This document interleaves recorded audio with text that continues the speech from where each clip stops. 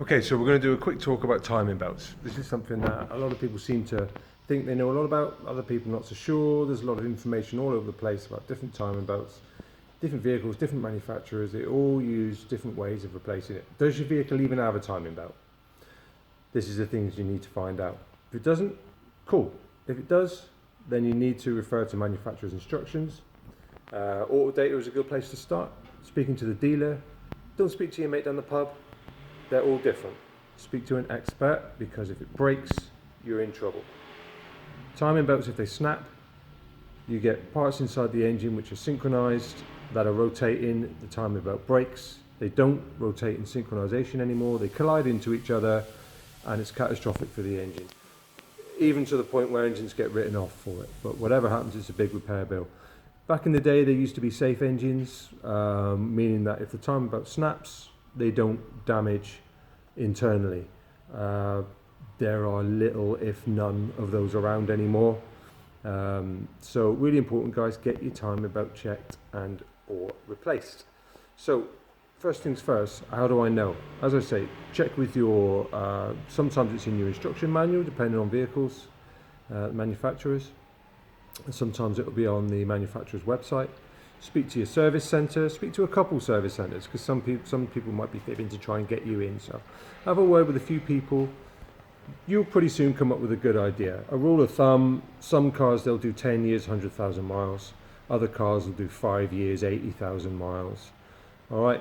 Bear in mind that if a cam belt goes 5 miles over its service interval, it's not going to snap on you. It's a bit like a yogurt that comes out the fridge. If it's 2 days past its sell-by date, you're going to eat it. They put a date on it to give you an idea when to do it.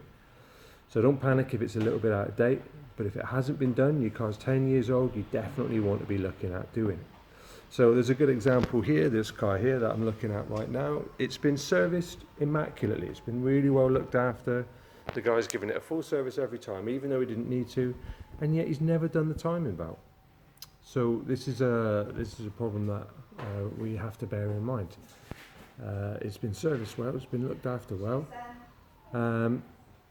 but he hasn't done the most important thing. The timing belt hasn't been replaced, which to me is crazy. He's obviously of the opinion, well, my car's only done 40,000 miles, why do I need to do the belt? Well, the reason you need to replace the belt, regardless of the mileage, is because it, with time, it ages, the belt ages. So this is a good example, this vehicle here. But there's another example here which shows you how a belt will age. This vehicle here has been sat in a field for a long time. The guy's bought it, he wants to turn it into a camper. The belt was done just before it was stored. So it's parked in a field for 3 years. The belt was done and it's done no miles. This belt has done no miles. But then when you look at it, you can see on the edge of the belt, see all these little marks on the edge of the belt here.